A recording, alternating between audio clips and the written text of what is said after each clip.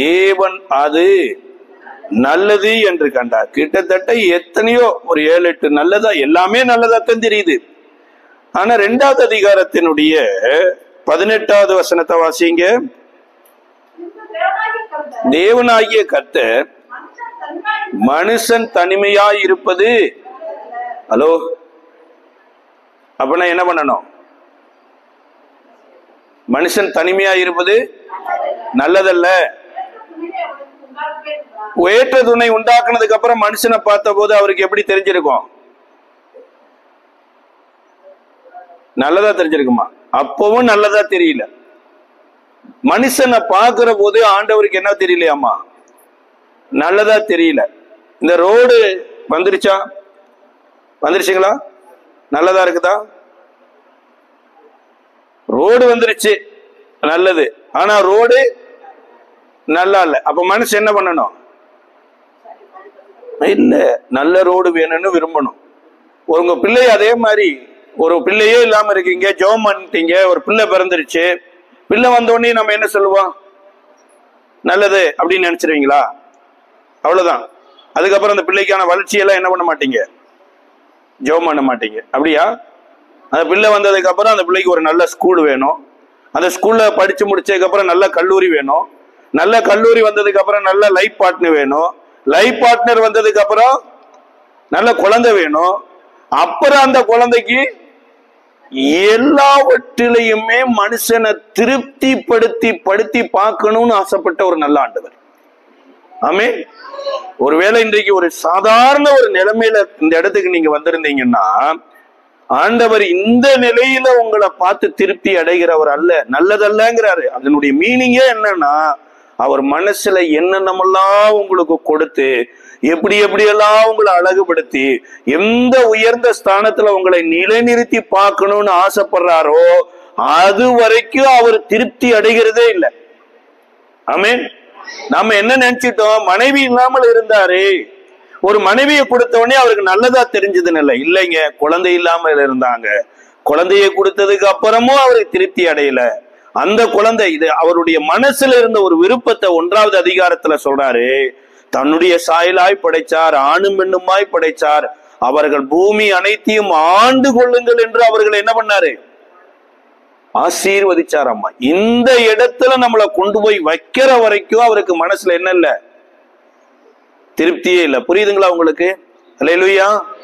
உங்களுடைய நல்வாழ்வை உங்க பெற்றோர் விரும்புறாங்களோ இல்லையோ, உங்க உறவினர்கள் விரும்புறாங்களோ இல்லையோ, உங்களை உண்டாக்கிய கர்த்தர் விரும்புறார். அதனாலதான் அதுல எல்லாம் திருப்தி அடைஞ்சிட்டாரு. எதுல திருப்தி அடைஞ்சிட்டாரு? சூரிய சந்திரன் எல்லாம் திருப்தி அடைஞ்சிட்டாரு, மிருகங்கள்ல எல்லாம் திருப்தி அடைஞ்சிட்டாரு. எல்லாவற்றிலும் திருப்தி அடைந்த ஒரு ஆண்டவர் ஒரு மனிதனை பார்த்து திருப்தி அடையல. காரணம் என்னன்னா, மனுஷன் என்ன மாதிரி சூப்பரா இருக்கணும்னு ஏங்கி கொண்டிருந்த ஒரு நல்ல ஆண்டவர்.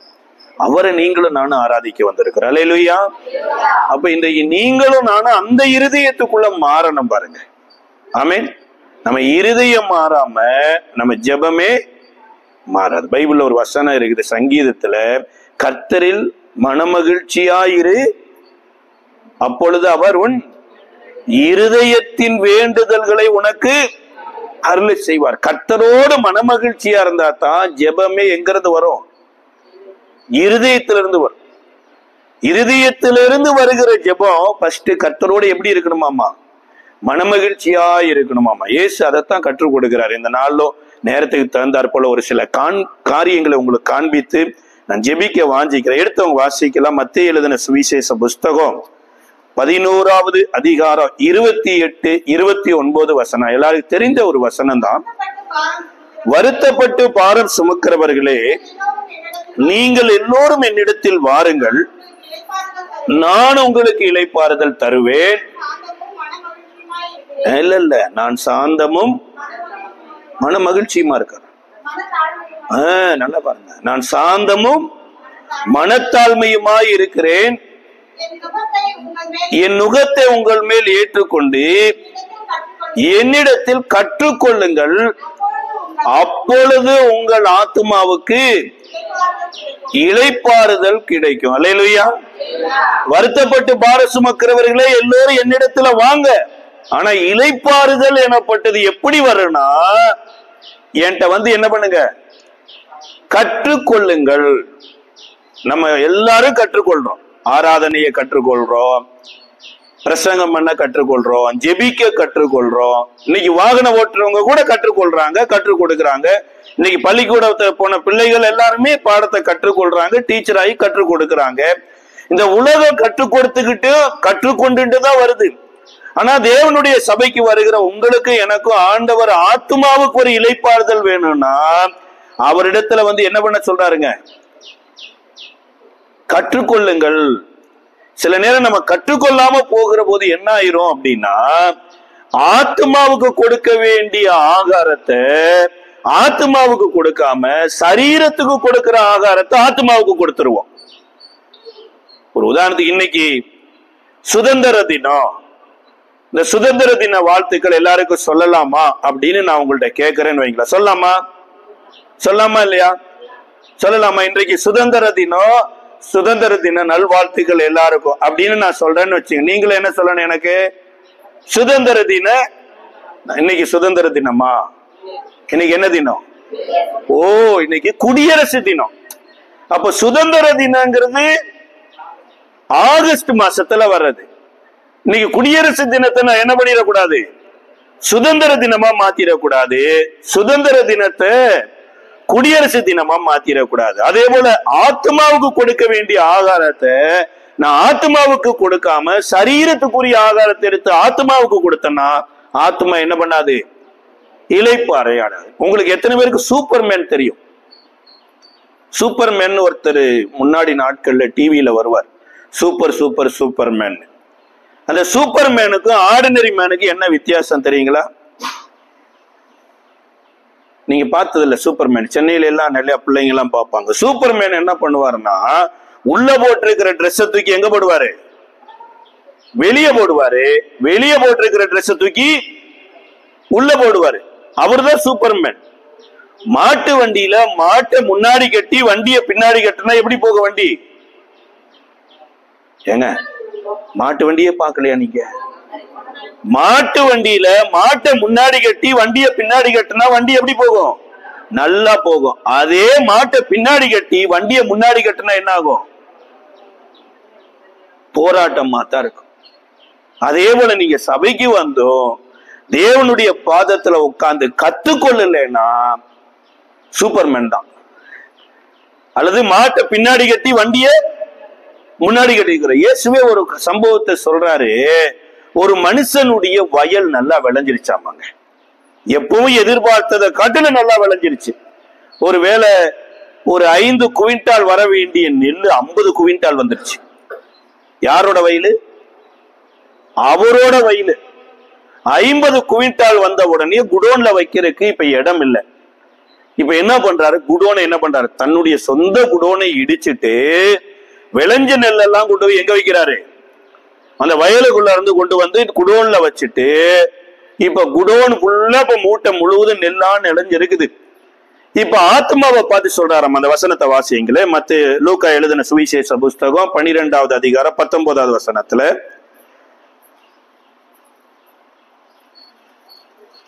கொஞ்சம் குயிக்கா. உனக்காக அநேக வருஷங்களுக்கு அநேக பொருள்கள் சேர்த்து வைக்கப்பட்டிருக்கிறது. நீ இளைப்பாரி புசித்து குடித்து பூரிப்பாயிரு என்று ஆத்மாவிடம் சொல்லுவேன் என்றான். சொல்லிக் கொண்டான். கீழே, தேவனோ அவனை நோக்கி, நல்லா கவனிங்க, அவன் யாரு? அவன் யாருங்க? வேலை செஞ்சவன் மதிகேடனா? வயல் வச்சவன் மதிகேடனா? சம்பாதிச்சு சேகரித்து வைத்தவன் மதிகேடனா? அப்ப நீங்களும் நானும் சம்பாதிக்க கூடாது, வேலைக்கு போக கூடாது, யாராவது கொடுப்பாங்கன்னு எதிர்பார்த்துட்டு அப்படி வாழ்றவங்க தான் ஞானிகளா? ஹலோ, நான் சொல்றது உங்களுக்கு புரியுதுங்களா? கர்த்தர் அவனை பார்த்து என்ன கேட்கிறாரு? மதிகேடனேங்கிறாரு. அப்ப மதிகேடன்னா என்ன அவன் பண்ணணும்? அவன் வயல்ல விதைச்சான் சார். அவன் வயல்ல விளைஞ்சதை எடுத்து கொண்டு வந்து குடோன் இதுல பத்தாதுன்னு இடிச்சு பெரிய குடோனா உண்டாக்கி குடோன்ல கொண்டு போய் அதை பத்திரப்படுத்தினா இவ்வளவெல்லாம் செஞ்சது மதிகேடன் ஆண்டவர் சொல்றாரு. இன்னைக்கு உலகம் உங்களை பார்த்து சொல்லுது, உங்க அக்கௌண்ட்ல ஒரு 15 லட்சம் இருக்குதுன்னு வைங்க. எத்தனை லட்சம் இருக்கு? சத்தத்தையே காணாம வாயில சொல்லுங்க, வந்துருங்க. உங்க அக்கௌண்ட்ல எத்தனை லட்சம் இருக்குது? 15 லட்சம் இருக்குதுங்க. ஒவ்வொருத்தருடைய அக்கௌண்ட்லயும் 15 லட்சம் இருக்கு. உங்க முகம் எப்படி இருக்கும்? ஐயோ, அப்படி 1000 வாட்ஸ் பல்ப் எரியிற மாதிரி இருக்கும், பல்ச்சுன்னு தெரியும். அது 15 லட்சம் வந்ததுக்கு அப்புறம் நீங்க எப்படி நடைய மாறிடுவீங்க? அப்படித்தானே? நட மாறிடும், உடம் மாறிடும், பேச்சு மாறிடும், உட்கார்ற தோரணம் மாறிடும், ஆளே அப்படி மாறி அப்படி ராஜ ஜெய கம்பீரத்தோட கொண்டு நிப்பீங்க. இவன் 15 லட்சம் வந்த மாதிரி இவனுக்கு பெரிய அளவுல ஆசீர்வாதம் வந்த உடனே அவன் என்னத்த சொன்ன ஆத்மாவுக்கு? சூப்பர். 15 லட்சம் வச்சிருக்கிறது ஆத்மாவுக்கு சந்தோஷம் கொடுக்குன்னு கற்றுக் கொடுத்தது யாரு? ஏசா. மதிகட்ட உலகம் தான். ஆனா ஆபுக்கு சொல்றாரு, அத்திமரம் துளிவிடாமல் போனாலும், திராட்சை செடி மந்தையில ஆடுகளின்றி போனாலும், தொழுவத்துல மாடுகளின்றி போனாலும், பர்சுல காசின்றி போனாலும், எதுவும் இல்லாமல் போனாலும் நான் யாரோட இருக்க போறேன்?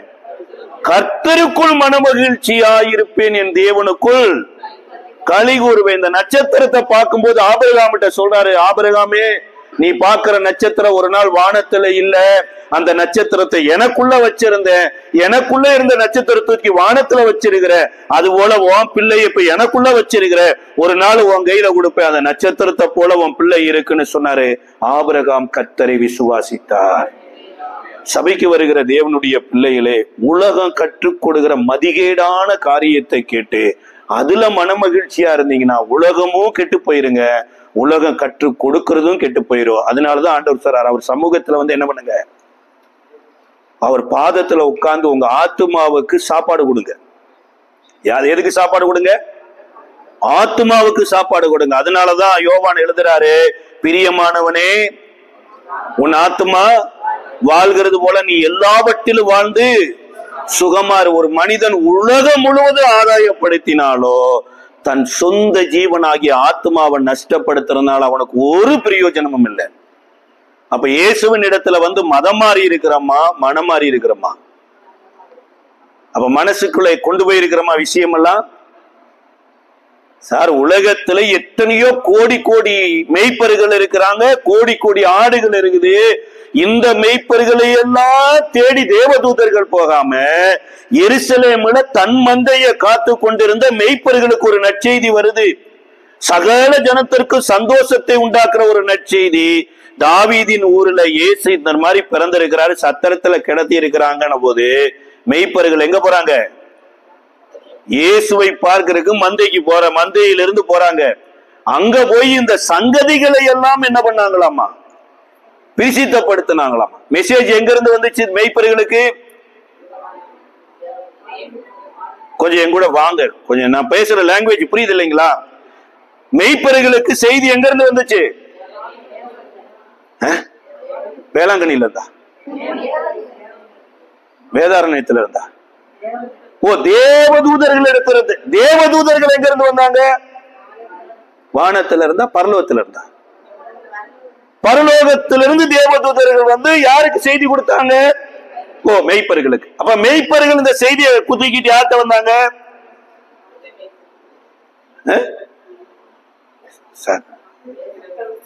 மரியாளின் இடத்துல வந்தாங்க. மரியாளின் இடத்துல செய்தி சொன்ன போது மரியாளோடு கூட உட்கார்ந்து இருந்தவங்க செய்தி ஆச்சரியமா கேட்டுட்டு ஆச்சரியமா போயிட்டாங்க. ஆனா இந்த செய்தி எல்லாம் மரியாள் தன் இருதயத்திற்குள் கொண்டு போய் சிந்தித்து கொண்டிருந்தாலாம். இப்ப நீங்க உங்க வர்ற செய்தி எங்கிருந்து வருது? இந்த பிரதர் எங்கிருந்து வந்தாரு? தெரியவே தெரியலைங்க. பீகார்ல இருந்து வந்தாரா? சரி, இந்த பிரதர் கொடுக்கிற செய்தி எங்க இருந்து வருது? கர்த்தர்ட்ட இருந்து. பாஸ்டர் எங்க இருந்து வந்தாரு? அது நீங்க பாஸ்டர்ட்ட கேட்கணும். பாஸ்டர் கொடுக்கிற செய்தி எங்க இருந்து வருது? அப்ப நான் கற்றுக்கொள்ளுகிற ஒரு ஸ்தலத்துல சரியா நான் கற்றுக்கொள்ளலைன்னா அழிந்து போகிற போஜனத்தை எடுத்து ஆத்மாவுக்கு கொடுத்துட்டு, ஆத்மாவே அநேக வருடத்திற்கு உனக்கு சம்பாதித்து வைத்திருக்கிற 15 லட்சம் கர்த்தர் அவனை பார்த்து சொல்றாரு, என்ன பண்ணுவ? அது தேவை, சரீரத்துக்கு தேவைதான். ஆனா ஆத்மாவை போஷிக்கிறது எது? கர்த்தருடைய வார்த்தை. சில பிரச்சனையான சூழ்நிலை, எதிர்மறையான சம்பவங்கள் வருகிற போது ஆத்மாவுக்குள்ள கர்த்தருடைய வசனம் போகலைன்னா பிரச்சனை உங்களை ஒண்ணுமில்லாம ஆக்கிரு. இல்லைன்னா நீங்களே பிரச்சனையை தூக்கி தோல் மேல போட்டு நீங்களே ஒண்ணுமில்லாம போயிருவீங்க. ஆமென். என்னாகம புஸ்தகம், நாங்கள் போய் சுற்றி பார்த்து வந்த அந்த தேசம் தன் குடிகளை பட்சிக்கிற தேசம். இதை நீங்க நல்லா வீட்டுல இதை நல்லா நோட் பண்ணி வச்சு நல்லா வீட்டுல தியானம் பண்ணுங்க. மோசே 12 பேரை தேசத்துக்குள்ள அனுப்புறார். இந்த ஊர்ல இருக்கிற மக்கள் நல்லவங்களா கெட்டவங்களா? சரி, அதோட நீங்க நல்லவங்களா கெட்டவங்களா? புரியல என்ன கேக்குறாங்க. இவங்க போயிட்டு வந்து ஊரை கொடுத்து சொன்ன செய்தி, இந்த தேசம் மகா மோசமான தேசம், இந்த தேசத்துல இருக்கிற மக்கள்லாம் ராட்சதர்கள், இந்த தேசத்துல எப்படி விபத்து வருதுன்னு சொல்ல முடியல, எப்படி சாகுறான்னு. போன வாரம் நல்லா இருந்தாரு பிரதர், இன்னைக்கு லாரி அடிச்சவர் இறந்து போயிட்டாரு பிரதர். வாழ வயசுல அந்த பையன் என்ன பண்ணிட்டான்? செத்து போயிட்டான். திடீர்னு அவருக்கு ஹார்ட் அட்டாக் வந்துச்சு, இறந்து போயிட்டாரு. வீட்டுல அனாதை ஆயிட்டாங்க. இந்த ஊர் உலகத்துல நடக்கிற காரியங்களை பார்த்த உடனே மைண்ட்ல பிக்ஸ் பண்ணிட்டாங்க, நாமளும் இப்படித்தான், எப்ப சாவு வரும்னு நமக்கு தெரியல. அந்த நிலைமைக்கு போயிட்டாங்க. 10 பேர் சொன்ன செய்தி என்ன செய்தி? என்ன செய்தி? நீங்க உங்க பிள்ளைகளை குறித்து என்ன சொல்றீங்க? உங்க குடும்பத்தை குறித்து என்ன சொல்றீங்க? உங்க தெருவை குறித்து என்ன சொல்றீங்க? இந்த நாளை குறித்து என்ன சொல்றீங்க? நல்லதுன்னு சொல்றீங்களா, கெட்டதுன்னு சொல்றீங்களா? இருதயத்துக்குள்ள கர்த்தருடைய வார்த்தை போச்சுன்னா, கர்த்தர் நல்லவராய் இருக்கிறதுனால எனக்கு கர்த்தர் எல்லாவற்றையும் நன்மைக்காகவே செய்கிறார். தாவீது ஒரு இடத்துல சொல்றார், நான் உபத்திரவப்பட்டது எனக்கு நல்லது. யாராருக்கோ கஷ்டமா இருந்துச்சு, ஆனா எனக்கு நல்லது. இந்த உபத்திரவம் கோதுமைய உடைச்சது போல என்னுடைய உள்ளான மனுஷனை உடைச்சு நல்ல மாவா மாத்துச்சு. இந்த மாவு தான் தேவ சமூகத்துக்கு வரக்கூடிய தேவ அப்பமா மாறுச்சு. இன்னைக்கு நான் மாறி இருக்கிறதுக்கு காரணம் இந்த கஷ்டம்னு என் லைஃப்ல உன்னை கர்த்தரே அனுமதிக்கலைன்னா நான் பழைய மனுஷனாகவே பழைய மனுஷியாகவே இருந்திருப்பேங்கிற ஒரு இருதயம் வந்திருக்கும். அப்ப இன்றைக்கு நீங்களும் நானும் பிரச்சனையை தோல் மேல தூக்கி போட்டுட்டு இருக்கிறோமா, இல்ல உள்ளுக்குள்ள இருக்கிற தேவனை பிரச்சனைக்கு எதிர்த்து காமிக்கிறோமா? நிறைய பேருடைய ஜெபம் எப்படி இருக்குது தெரியுங்களா? ஆண்டவரே, நான் படுற பிரச்சனை பெருசு ஆண்டவரே, நம்ம ஆண்டவர்கிட்ட பிரச்சனையை பெருசா கொண்டு போறோம். ஆனா ஆண்டவர் சொல்றாரு, பிரச்சனைகிட்ட என்ன பெரியவர்னு போய் காமி. உலகத்தில் இருப்பவனிலும் உங்களில் இருக்கிறவர் பெரியவர், மரணத்தை ஜெயமாய் விளங்கின இயேசு இருக்கிறார்னு சொல்லு. இது இருதயத்துக்குள்ள இருந்தா தாங்க சொல்ல முடியும். சொல்லுவாங்க, சட்டியில இருந்தா தான், சட்டியிலே ஒண்ணுமில்ல, இருதயம் முழுவதும் உலகத்தின் காரியங்களை நெரிச்சு வச்சா பிரச்சனை வந்த உடனே ஓன்னு அழுக ஆரம்பிச்சு கடைசியா பிரச்சனை நம்மள அட்ரஸே இல்லாம பண்ணிரும். இவங்க போட்ட கண்ணீர் பாருங்க. 14வது அதிகாரத்தினுடைய 3-4 வசனத்தை வாசிங்க. என்ன ஆகுமோ? 14வது அதிகாரத்தினுடைய 3-4 வசனங்களை குயிக்க வாசிங்க.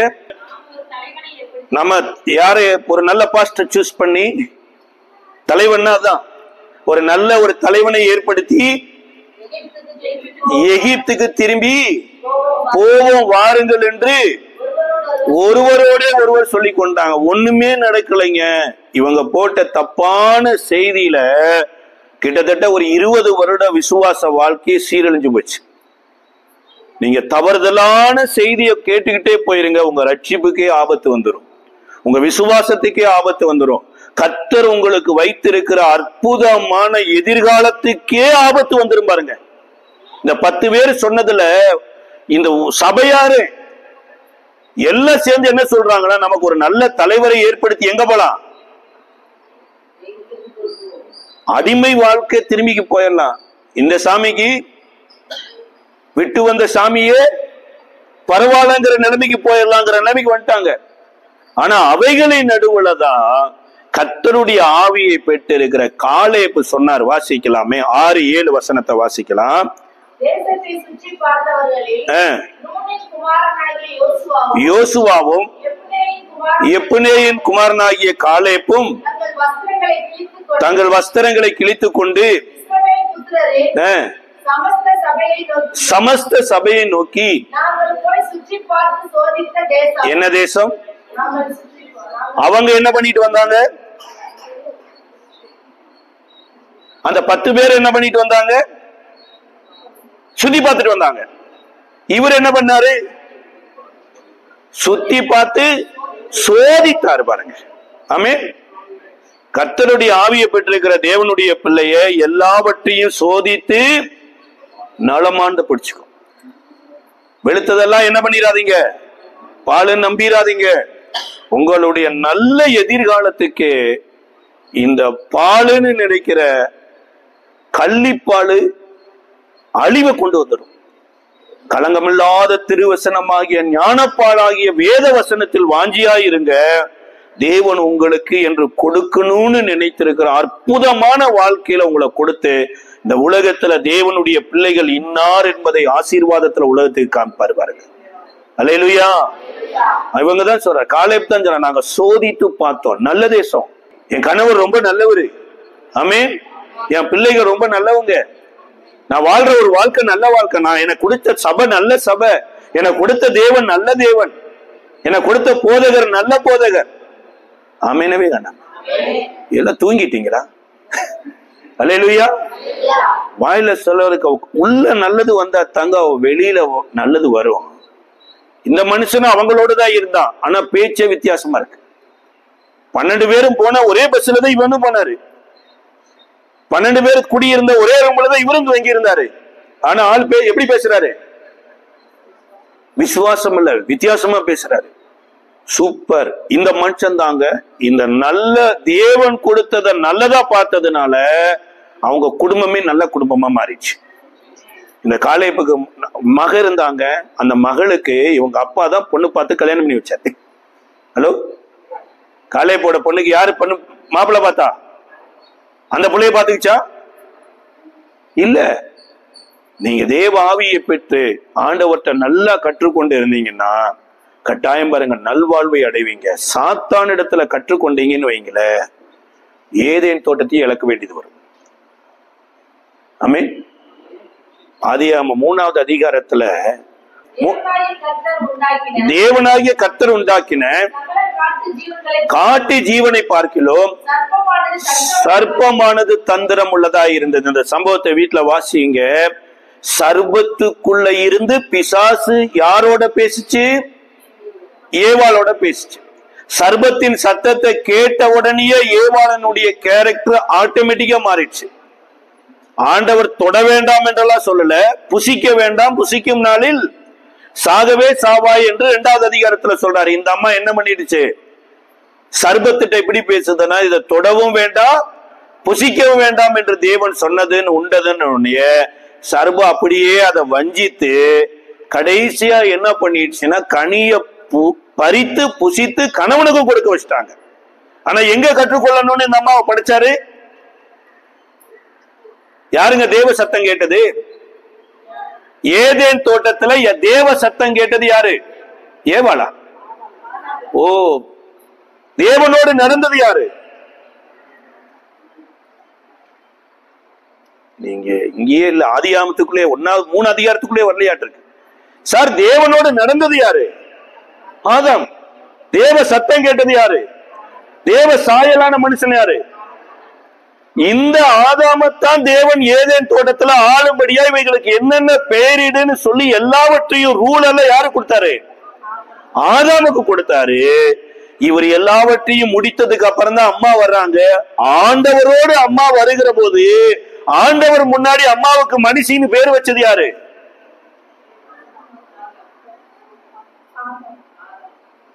ஏங்க, முதல் மனுஷிக்கு சம்பவங்க இது. கர்த்தரே அந்த மனுஷிய கூட்டிட்டு வர்றாருங்க. இவள் என் மாம்சத்தின் என் மாம்சமும் எலும்பின் எலும்புன்னு தேவனுக்கு முன்னாடி பேசினது யாரு? மனுஷன், ஆதாம் தான். அப்ப நீ யார்கிட்ட கற்றுக்கொள்ளணும்? தேவ சத்தம் கேட்கிற மனுஷனிடத்துல, தேவனோடு நடக்கிற மனுஷனிடத்துல, தேவன் பேசின மனுஷனிடத்துல, தேவனிடத்துல பேசின மனுஷனிடத்துல கற்றுக்கொள்ள வேண்டிய நீயே தேவ சத்தமே கேட்காத உலகத்தினிடத்துல போய், தேவனுடைய ஐக்கியத்தில் இல்லாத உலகத்தினிடத்துல போய் நீ கத்துக்கிட்டே வந்தீனா கடைசியா பாருங்க, இந்த அற்புதமான ரட்சிப்பின் சந்தோஷத்தையே இழக்க வேண்டிய சூழ்நிலை வந்துருச்சு. அதனாலதான் தீமோத்தேயுக்கு பவுல் எழுதும் போது எழுதுறாரு, ஆதாம் முதல்ல சிருஷ்டிக்கப்படல, ஏவாளே சிருஷ்டிக்கப்பட்டாங்க, ஏவாளே வஞ்சிக்கப்பட்டாங்க. அதனால சபையில பெண்களே நீங்க பேசுறதுக்கு உங்களுக்கு என்ன பண்ணல, உங்களுக்கு அனுமதி கொடுக்காம நீங்க என்ன பண்ண கொள்ளுங்க, கற்றுக்கொள்ளுங்க. சபையை பெண்களை மாத்திர சொல்லலைங்க, கணவன் மனைவியினுடைய உறவை சொல்றாரு. அப்ப ஒரு மனைவி எனப்பட்டவங்க சொந்த புருஷருக்கு எப்படி இருக்கணுமாமா? அப்ப நமக்கு ஒரு கணவன் இருக்கிறாரு. யாரு? எல்லாருக்கும் கணவன். எனக்கு ஒரு ஹஸ்பண்ட் இருக்கிறாருங்க. ஹலோ, அவர் வெளிநாட்டுல இருக்கிறாரு, வருவாரு. ஆமே. உங்களுக்கு ஹஸ்பண்ட் இருக்கிறாரா? மணவாளன் இருக்கிறாரா? வருவாரா? அப்ப மணவாளன் இடத்துல போய் கற்றுக்கொண்டாத்தான் நம்ம எப்படி இருப்போம்? ஏதேன் தோட்டத்துல சுகமாவும் செல்வமாவும் இருப்போம். அதனாலதான் ஏன் சொல்றாரு, என்னிடத்தில் வந்து என்ன பண்ணிக்கொள்ளுங்க, கற்றுக்கொள்ளுங்கள். நீங்கள் என்னை போதகர் என்றும் ஆண்டவர் என்றும் சொல்லுகிறீர்கள். நீங்கள் சொல்லுகிறது சரியே, நான் அவர்தான், ஆண்டவரும் போதகருமாகிய நானே. இங்கே ஒரு பாடம் நடத்துறாரு. உங்களுக்கு நான் ஒரு மாதிரியை காண்பிக்கிறேன்னு சொல்லிட்டு நீங்கள் என்ன சொல்லுகிறீங்க? நீங்கள் என்ன சொல்றீங்க? போதகர் என்றும். அவர் அதை எப்படி மாத்துறாரு? ஓ, ஆண்டவரை முன்னாடி வச்சு போதகரை தூக்கி நாம எங்க வச்சுட்டோம்? ஆண்டவரை தூக்கி பின்னாடி வச்சு போதகரை தூக்கி. இயேசு வந்து ஒரு போதகர், பின்னாடிதான் ஆண்டவர். உலகம் தாங்க போதிச்சு போதிச்சு ஆண்டவன் ஆகும். இயேசு அப்படி இல்லைங்க, பிறக்கும் போதே ராஜாவாக பிறந்தவர். அவர் ஆண்டவனாகவே தான் அந்த பூமியில பிறந்தவர். மரிக்கிற போது கூட ஆண்டவராகவே தான் மரிச்சாரு. உயிரோடு எழுந்த போது கூட ஆண்டவராகவே உயிரோடு எழுந்தாரு. பரத்துக்கு போயிட்டு திரும்பி வரும்போது எப்படி வரப்போறாரு? ஆண்டு கொள்ளுகிறபடியே தான் வரப்போகிறாரு. அப்ப முதல்ல என்னுடைய எண்ணங்கள் என்ன பண்ணணும்னா, என் தேவன் இல்லாமல் ஒரு தலைமுடி கூட விழாது, தலைமுடி கூட வளராது. நான் ஏதோ ஒரு கோவில்ல இருக்கிற சாமியை கும்பிட வரலைங்க, ஏதோ ஒரு தெருவில் இருக்கிற சாமியை கும்பிட வரலைங்க. எனக்கே தெரியாம எங்க அம்மா வயிற்றுக்குள்ள என்ன எலும்புகளை உருவாக்குனாரு பாருங்க, அவரை ஆராதிக்க வந்திருக்கிறேன். அல்லேலூயா. என்னுடைய நினைவுகளை எல்லாம் வகையறுத்து வைத்திருக்கிற தேவனை ஆராதிக்க வந்திருக்கிறோம். நிறைய நேரம் அந்த ஆசீர்வாதத்துக்குள்ள நம்ம போகாம, நம்ம ஆத்மாவுக்கு அதை கொண்டு போகாததுனால நம்ம என்ன நினைச்சுக்கிறோம்? சண்டே வந்தோமா, மனவிட்டு கர்த்தரை பாட்டு பாடணும், ஆண்டவர் சந்தோஷப்பட்டார்னு நினைக்கிறோம். அதெல்லாம் இல்லைங்க. பூமியும் அது நிறைவும் கர்த்தருடையது, உலகமும் அதன் குடிகளும். நீங்க வேலை செய்யற இடத்துல கர்த்தர் இருக்கிறாரு, நீங்க இருக்கிற வீட்டுல கர்த்தர் இருக்கிறாரு, நீங்க சீரியல் பார்த்தாலும் சினிமா பார்த்தாலும் கர்த்தர் உட்கார்ந்து என்ன பண்ணிட்டு இருக்கிறாரு? உங்களை பார்த்துட்டு இருக்கிறாரு, அதை பார்க்கல. ஏங்க, ஒரு முள்ளு செடியில ஒரு விதை விதைச்ச உடனேயே கொஞ்சம் வளர்ந்துச்சாமாங்க. ஆனா அந்த முள்ளு நெருக்குனதுனால அந்த விதையை கனி கொடுக்க முடியாம போயிடுச்சாமா. அவ்வளவு உலகம் முள்ளுகளை விதைக்குதுங்க. நீங்க சபையில வந்து நல்ல விதைய வாங்கிட்டு போறீங்க, ஆனா கனி கொடுக்க முடியாதபடி அந்த முள்ளு உங்களை விதைய அடிச்சு போடுது. ஒரே ஒரு கணவனுக்கு மனைவியா இருக்கணும். ஆமே. எத்தனை பேருக்கு புரியுது? சபைக்கு வந்தீங்களா? கொஞ்சம் கொஞ்சமா வந்துடலாம். ஆமே. ஒரு வெளிநாட்டுக்கு போற பிளைட்ல நீங்க போறீங்கன்னு வைங்களா, வெளிநாடு போவீங்களா? வாய்ப்பே இல்லைங்க. ஐய சொல்லு, வெளிநாடு போலாம். ஆமேன். யோசேப் எகிப்துல இருந்ததுனால அப்பாவுக்கு ரதத்தையே கொடுத்து அனுப்பிச்சு, வாங்கப்பா மாட்டு ட்ரெஸ் எல்லாம் போட்டுக்கம்பா அப்படின்னு கூட்டு வந்தாராம்மா. யோசேப்பை காட்டுல ஏசப்பா ரொம்ப நல்லவர். கையப்படி சொல்லுங்க. யோசேப்பை விட ஏசு நல்லவருங்க. நல்ல வாழ்க்கை உங்களுக்கு வச்சிருக்கிறாரு. ஒருவேளை இன்னைக்கு ஏதோ ஒரு வில்லேஜ்ல ஓடிட்டு இருக்கலாம், நாள் ஒன்று வரும் உங்களுடைய என்னை இங்க கூட்டு வந்திருக்கிறாரா இல்லையா? நான் வருவேன்னு எனக்கே தெரியாது. இங்க மாத்திரம் இல்லைங்க, எங்கெங்கேயோ போறேன் எனக்கே தெரிய மாட்டேது. எல்லாம் அவர் திட்டம் பண்ணி நடத்தி கொண்டு இருக்கிறார். அதே மாதிரிங்க ஒரு வெளிநாட்டுக்கு போறோம், ஒரு 10 மணிக்கு விமானம்னா காலங்காத்தாலேயே ஒரு 6 மணிக்கெல்லாம் உள்ள போயிடணுங்க. ஒரு 4 மணி நேரத்துக்கு முன்னாடி உள்ள போயிடணும். எல்லா செக்கப்பும் முடிச்சு ஒரு 4 மணி நேரத்துக்கு அப்புறம் தான் பிளைட்ல உட்கார வைப்பாங்க. ஒரு சாதாரண வெளிநாட்டு பயணத்துக்கே 4 மணி நேரத்துக்கு முன்னாடி போகணுமா இருந்தா சபை ஆராதனைக்கு எத்தனை மணிக்கு வரணும்? செய்தி நேரத்துக்கு வந்தா போதுமா? நீங்க வேலைக்கு போறீங்க, 9 மணிக்கு டியூட்டி, எத்தனை மணிக்கு போவீங்க? ஒரு ஸ்கூல் டீச்சரா இருக்கிறீங்க, உங்க ஹெட் மாஸ்டருக்கு நீங்க 9 மணிக்கு போறப்பல்ல, டெய்லி 10 மணிக்கு போங்க, என்ன நினைப்பாரு? நீங்களே இப்படி இருக்கிறீங்களே டீச்சர், பிள்ளை எப்படிங்க டீச்சர் கேட்பாங்களா கேட்க மாட்டாங்களா? பக்கத்துல கையப்படி சொல்லுங்க. நீங்களே வெளிச்சம், உள்ள ஒற்றை அடிச்சு கிடக்குது, அப்புறம் எப்படிங்க இருட்டுல வெளிச்சத்துல பருவாங்க? அல்லேலூயா. ஃபர்ஸ்ட் ஆண்டவர் நம்மள்ட்ட எதிர்பார்க்கறது, முன்னாடி வைக்க வேண்டிய ஆண்டவரை முன்னாடி வச்சு பின்னாடி வைக்க வேண்டிய போதகரை பின்னாடி வைங்க. அவர் போதகர் மாத்திரம் இல்லைங்க, ஃபர்ஸ்ட் ஆண்டவர். 14வது வசனத்துல அப்படியே மாத்துறாரு, ஆண்டவரும் போதகருமாகிய நானே உங்கள் கால்களை கழுவினது உண்டானால். இப்ப நம்ம குறித்து கர்த்தர் நிறைய நல்ல திட்டங்களை வச்சிருக்கிறாரு. ஆதியாகமம் 26 நோட் பண்ணி வச்சுங்க, வீட்டுல போய் வாசிங்க. தேசத்துல ஒரு பெரிய பஞ்சம் வருது. ஆபிரகாமின் நாட்களில் உண்டான பஞ்சத்தை காட்டிலும் பின்னொரு பஞ்சம் வருது.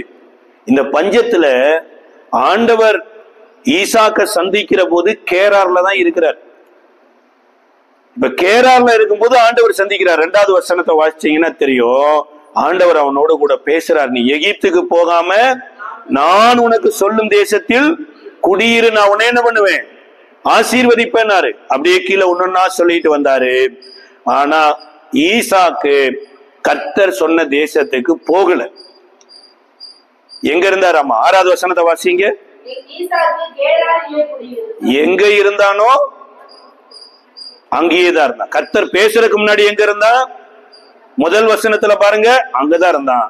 கர்த்தர் பேசினதுக்கு அப்புறமா அங்கேயே தான் இருக்கிறான். மாறாத ஈசாக்கவே 100 மடங்கு ஆசீர்வதிச்சாராமா. பிரச்சனை வந்துச்சு பாருங்க, ஹஸ்பண்ட் அண்ட் ஒய்ஃப் கூட சந்தோஷமா இருக்க முடியல, அவன் வீட்டுக்குள்ள சந்தோஷமா இருக்க முடியல. ஈசாக்கும் மனைவியாகிய ரெபேக்கால வீட்டுக்குள்ள விளையாடு கொண்டிருந்த போது ஜன்னல் வழியா எட்டி பார்த்த அந்த தேசத்தை ராஜா கேட்கிறான், அவள் உனக்கு மனைவியா இருக்கும் போது நீ எப்படி அவளை சகோதரி என்று சொன்னாய்ன்னு கேட்கிறாரு. ஒரு சந்தோஷம், இவன் பேரே சந்தோஷங்க. பேர் என்னது? ஈசாக்குன்னா என்னன்னா மகிழ்ச்சின்னு அர்த்தம். பேர்ல மகிழ்ச்சி இருக்குது, ஆனா வீட்டுக்குள்ளே என்ன இல்ல. ஒருவேளை இந்த ஆராதனைக்கு அந்த நிலைமையில நீங்க வந்திருக்கலாம். நான் எனக்கு மகிழ்ச்சின்னா கேள்வியாவே இருக்குது பிரதர். வீட்டிலேயே மகிழ்ச்சி இல்ல, வேலை ஸ்தலத்துல மகிழ்ச்சி இல்ல, எங்கேயுமே மகிழ்ச்சி இல்லாம இருக்கிறேன்னு நினைக்கலாம். ஒண்ணு தெரிந்து கொள்ளுங்க, கர்த்தர் சொன்ன இடத்துக்கு நீங்க வரலையானா கர்த்தர் சொன்ன நன்மைகள் வந்துகிட்டே இருக்கு, ஆனா மகிழ்ச்சி வராது பாருங்க. இதுக்கப்புறம் அந்த தேசத்துல போய் விதை விதைத்த போது 100 மடங்கு கர்த்தர் ஆசீர்வதிச்சிட்டாரு. அந்த ஊர் மக்கள் எல்லாம் பார்த்து என்ன சொல்லியிருக்கணும்?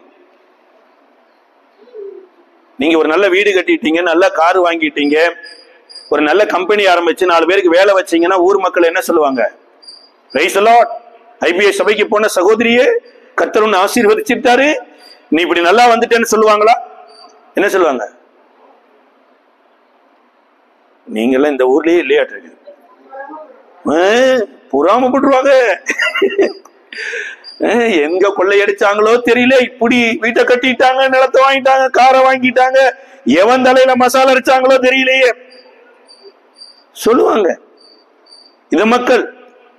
அடுத்து பாருங்க, போய் பார்த்தா இதுதான் பிரச்சனைனா கேராரின் பள்ளத்தாக்குல போய் நீரூற்றுகளை தோண்டி, இதுக்கு பிரச்சனை என்னன்னா பேர் மாத்தாததுதான் காரணம்னு பேரெல்லாம் மாத்திட்டாரு.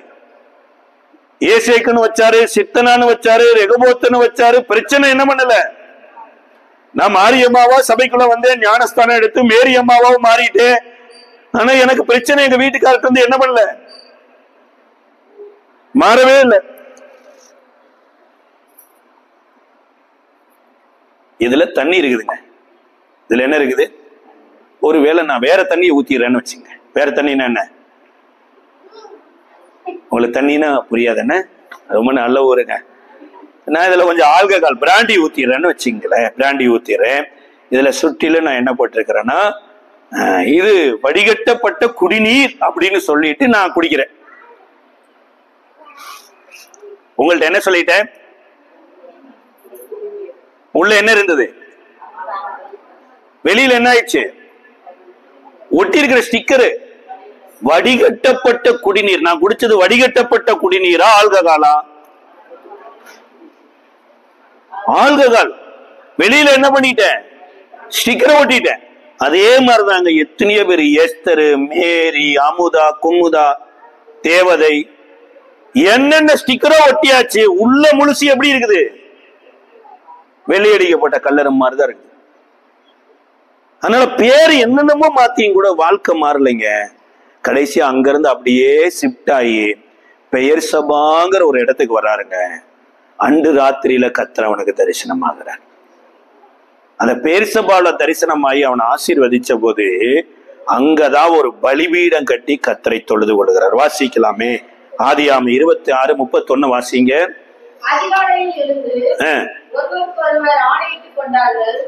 26:31 மேல் வசனத்தை வாசிக்கலாம். 26வது அதிகாரமா? ஈசாக்கு 23, 24 வாசிக்கலாமா? ஆதியாகமம் 26வது அதிகாரம் 26, 23, 24, 25 படிங்க.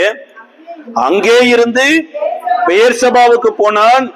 அன்று ராத்திரியில கர்த்தர் அவனுக்கு தரிசனமாகி, உன் தகப்பனாகிய ஆபிரகாமுடைய தேவன், பயப்படாதே, நான் உன்னோடு இருந்து என் ஊழியக்காரனை ஆபிரகாமின் நிமித்தம் உன்னை ஆசீர்வதித்து உன் சந்ததியை பெருக பண்ணுவேன் என்றார். அங்கே அவன் ஒரு பலிபீடத்தை கட்டி கர்த்தருடைய நாமத்தை தொழுது கொண்டான். அங்கே தன் கூடாரத்தை போட்டான். அவ்விடத்தில் ஈசாக்கின் வேலைக்காரர் துறவை வெட்டினார்கள், பெயர் வைக்கவில்லை. துறவை வெட்டி என்ன வைக்கல? ஏன் பெயர் வைக்கல? ஏன்னா இவனை குறித்து சொல்லப்பட்டது என்னன்னா, இவன் தண்ணி கிணறா வெட்டி ஊருக்கே தண்ணி பாய்ச்சுவான் சார்.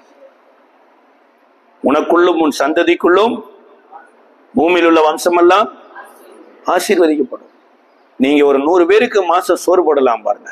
விசுவாசிக்கிறீங்களா? ஏங்க மாசம் யாராவது சோறு போடுவாங்களான்னு நினைச்சிட்டு இருக்கிறோம். நீங்க 100 பேருக்கு சோறு போடுவீங்க. நம்புறீங்களா? உங்களை பத்தி எழுதின உயில் இதுதான். ஆமென். உன் சந்ததிக்குள்ள பூமியில நீங்க வருஷம் கிறிஸ்துமஸுக்கு ஒரு 100 விதவைகளுக்கு சாரி வாங்கி கொடுப்பீங்க. ஒண்ணுங்க. ஆமேன். கொஞ்சம் சொல்லுங்க, ஆமேனாவது சொல்லுங்க சார். நான் கொடுக்கிற ஸ்தானத்துல கர்த்தர் என்னை கொண்டு வந்துட்டு இருக்கிறாரு. ஆனா நான் எங்க இருக்கிறேன்? வாங்குற ஸ்தானத்திலேயே. அதான் கேராரின் பள்ளத்தாக்கு வரைக்கும் போயிட்டானாமா. ஆனா எங்க போகல? பேர் சபாவுக்கு போகல. இந்த பேர் சபால தான் 21வது அதிகாரத்துல அவங்க அப்பாவும் ஒரு உடன்படிக்கை பண்ணி, இதே அபிமெலேக்கும் விக்கோலும் அவனோடு கூட ஃப்ரெண்ட்ஷிப் ஆவாங்க பாருங்க. இப்ப அந்த இடத்துக்கு வந்த போதுதான் சத்ருவெல்லாம் சிநேகிதர்களாம் மாறுகிறாங்க. அல்லேலூயா. நீங்களும் நானும் ஆவிக்குரிய ஈசாக்குகளா இருக்கிறோம். நம்மை குறித்து வேதவசனம் சொன்னபடி நம்ம போகலைன்னா நம்ம அந்த முழுவதுமான ஆசீர்வாதத்தை பெற முடியாதுங்க. இந்த தேசத்துக்கு வந்த மிஷினரிகள் ஸ்கூல் கட்டினாங்க. யாரு கட்டினாங்க? இந்த ஊருக்கு வந்த மிஷினரிகள் ஸ்கூல் கட்டினாங்க. யாரு கட்டினாங்க? தேவனு கட்டினாங்களா?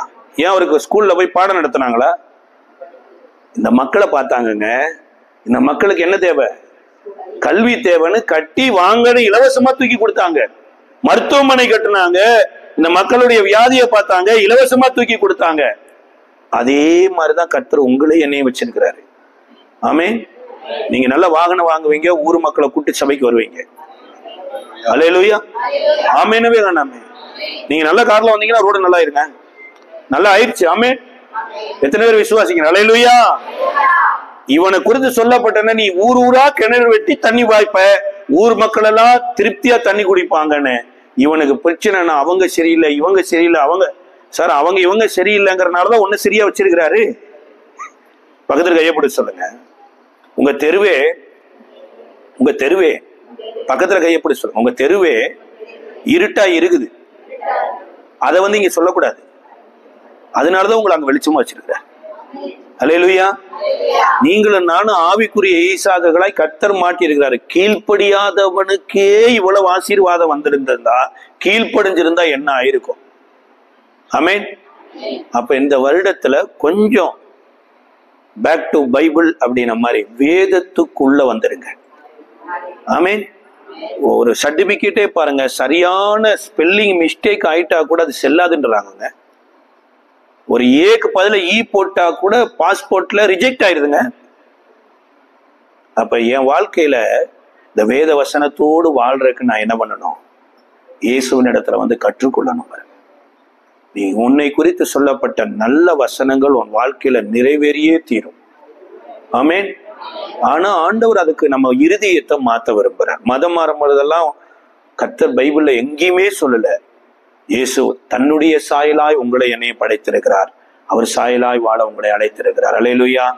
எத்தனை பேருக்கு விசுவாசி? ஆத்மாவுக்கு இளைப்பாறுதல் தேவையா? கற்றுக்கொள்றீங்களா? பேதுருட்ட சொல்றாரு, படகை தள்ளி கொண்டு போய் ஆழத்துல மீன் பிடிக்கும்படி வலைகளை போடுங்கள் பாரு, லூக்கா 5வது அதிகாரத்துல. ஆனா அவர் ஒரு வலையத்தான் போட்டாரு. களை போடுங்கள் பாரு, ஆனா வலைய போட்டாரு. அறகுற கீழ்ப்படிதலுக்கு 2 படகு மீன். கடலெல்லாம் மீன் இருக்குதுங்க. இருக்கிற வலையெல்லாம் போட்டிருந்தா என்ன பண்ணிருக்கலாம்? இருக்கிற மீனே பிடிச்சு ஊருக்கே இலவசமா கொடுத்துருக்கலாம். அறகுறையா கீழ்ப்படிஞ்சதுனாலதான் நண்பனுக்கு ஒரு படகு மீன் கொடுத்தது. ஒருவேளை இதுவரைக்கும் நீங்க அறகுறையான விசுவாசியா இருந்தே இந்த நிலைமைக்கு வந்துட்டோம்னா முழு விசுவாசியா இருந்தா என்ன ஆயிருப்போம்? அல்லேலூயா. இந்த 4 ஆராதனை இங்க நடக்க வேண்டியதா இருந்திருக்கும். ஆமென். புரியல? 5 மணிக்கு ஆராதனை ஸ்டார்ட் பண்ணிருக்கணும், 12 மணி வரைக்கும் ஆராதனை நடத்தி இருக்கணும். சாயந்தரமும் என்ன அவ்வளவு ஆடுகள் வெளியில இருக்குதுங்க. கர்த்தர் உங்களை தான் நம்பி இருக்கிறாரு.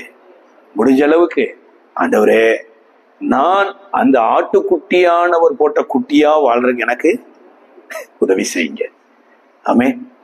விசுவாசிக்கிறீங்களா? கற்றுக்கொள்றீங்களா? ஆத்மாவுக்கு இளைப்பாறுதல் தருவாரா? அன்புங்கிற நுகத்தை ஏற்றுக்கொள்ளுங்க. இருக்கிற இடத்துல முழங்கால் படிடுவோம், ஜெபிப்போம். கர்த்தர் நல்லவரா இருக்கிறார். தம் கிருபை பெரிதல்லோ என் ஜீவனிலும் அது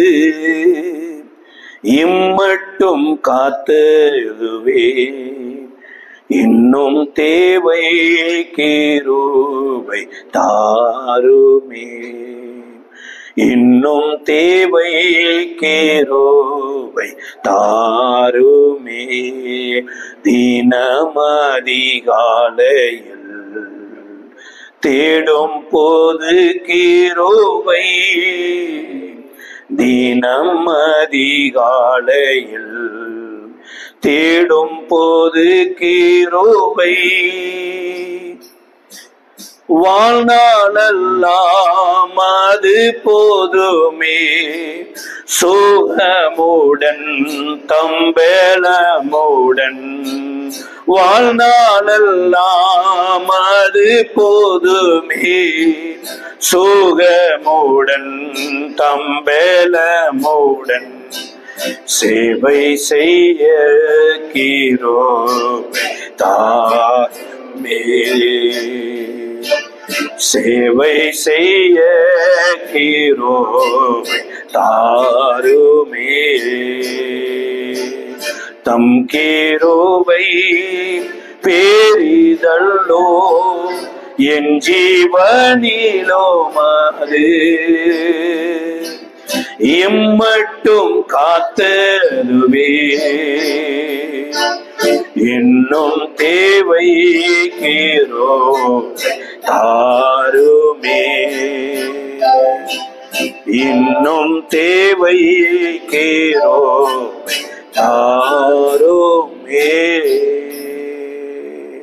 எத்தனை பேர் ஆண்டவரே உம்முடைய நுகத்தை ஏற்றுக்கொண்டு உம்மிடத்துல நான் கற்றுக்கொள்ள வந்திருக்கிறப்பா ஆண்டவரே, நான் அறகுறையா கீழ்ப்படைஞ்சதுனால் ஆண்டவரே எத்தனையோ பேருடைய பசியை திருப்தியாக்க முடியாத நிலைமையில ஏதோ ஒரு குறிப்பிட்ட ஒரு மக்களுக்கு மாத்திரம் பிரயோஜனப்பட்டு இருக்கிற ஆண்டவரே, நான் இந்த வருடத்துல பூரணமா கீழ்ப்படுகிறேன் ஆண்டவரே.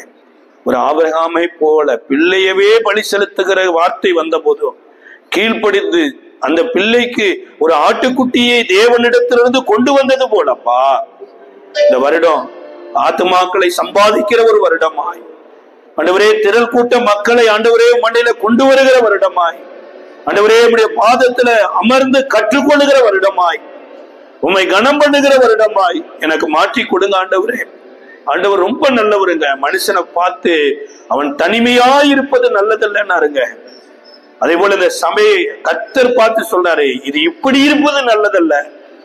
திரளான ஜனங்கள், திரளான மக்கள் மாத ஞானஸ்தானம் எடுக்கணும். ஒவ்வொரு வாரமா ஆவியில நிறைஞ்சி கூட்டம் கூட்டமா ஜனங்கள் வந்து, இந்த உலகம் பாருங்க அப்படியே மந்தை பெருகிறது போல பாவம் பெருகிட்டு இருக்குது. ஆனா பெருக வேண்டியது நாம தாங்க. நம்மளை குறித்து தான் ஆண்டவர் சொல்லி இருக்கிறாரு, நீ பழுகி பெருகி பூமியை நிரப்பி ஆண்டு கொள்ள இருக்கிறாரு. நீங்க தான், நானும் தான் ஆசீர்வாதத்துக்குரியவங்க. இடத்தை மாத்துக, உலகத்தானை போல வாழாதீங்க. அந்த கேரார்னா என்னன்னா பயணிகள் தங்குகிற இடமாமாங்க. ஆனா பெயர் சபாதான் கண்காணிக்கப்படுகிற ஒரு ஸ்தலம். நீங்க கண்காணிக்கிற தேவனுக்கு கீழே வந்துட்டீங்கன்னா உங்களை கண்காணிக்கும்படி தேவன் வைத்தது மாத்திரமல்ல, அநேகர் உங்க பின்னாடி வர கர்த்தர் உதவி செய்வார். உண்மையா ஆண்டவர் இடத்துல ஒப்பு கொடுங்க. இந்த வருடம் ஆண்டவரே உடைய வசனத்தின்படி வாழுகிற ஒரு வருடமா எனக்கு உதவி செய்யுங்கப்பா. ஒரு கீழ்ப்படிதல், பரிபூர்ணமுள்ள ஒரு கீழ்ப்படிதலை தாரும். நான் விக்கிரக ஆராதனை பண்ணல, நானும் ஆண்டவரே நீ சொன்ன இடத்துக்கு போகல, ஆனா நான் எனக்குன்னு ஒரு லைஃப் ஸ்டைல ஏற்படுத்தி வாழ்ந்துட்டு இருக்கிறேன். அதை விட்டு உடைச்சு வெளியில வர்ற ஆண்டவரே, நான் பானபலியாய் வார்க்கப்பட போகிறேன் ஆண்டவரே. அந்த கனியை புசிஞ்சு சாரை எடுத்து தாகம் தீர்க்கிற ஒரு பலியாய் என்னை ஒப்பு கொடுக்கிறப்பா. ஜெபிக்கலாம். கிருபை நிறைந்த நல்ல ஆண்டவரே, இயேசுவின் நாமத்தினால இந்த காலை வேலைக்கா நன்றி செலுத்துகிறோம்.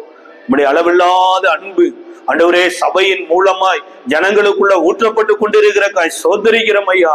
ஆண்டவரே நீல அகல உயரம் அறிவுக்கு எட்டாத இந்த அன்பை ஆண்டவரே சபையில நம்முடைய மக்கள் அறியவும் அதுல வளரவும் கர்த்தர் நீர் கிருபை பாராட்டி கொண்டிருக்கிற சோதரம். இந்த நாள்ல ஆண்டவரே வேத வசனத்திற்கு தன்னை ஒப்பு கொடுத்திருக்கிற பிள்ளைகளை கர்த்தர் நீர் ஆசீர்வதிப்பீராக. ஆண்டவரே ஈசாக்கினுடைய வாழ்க்கையில சத்துருக்கள் வந்து உடன்படிக்கை பண்ணி கொண்டு போனது போல, கர்த்தர் உன்னோடு கூட இருக்கிறார் என்று சொன்னது போல, கிறிஸ்து இயேசுவுக்குள் இவர்கள் வாழுகிற ஒரு வாழ்க்கை அநேகரை போஷிக்கிறதற்காய் சோதரிக்கிறோம். இந்த வருடத்துல எதிரிகளை எல்லாம் நண்பர்களாய் மாற்றி கொண்டிருக்கிறக்காய் சோத்திரப்பா. ஆண்டவரே உனக்கு விரோதமாய் எழும்பின மக்கள் எல்லாம் உன் பாதப்படியில கொண்டு வருவதற்கு கர்த்தரே உதவி செய்து கொண்டிருக்கிறக்காய் சோத்திரம் ஐயா. ஆண்டவரே உமக்கு நன்றி செலுத்துகிறோம். பிள்ளைகளை ஆசீர்வதியும்.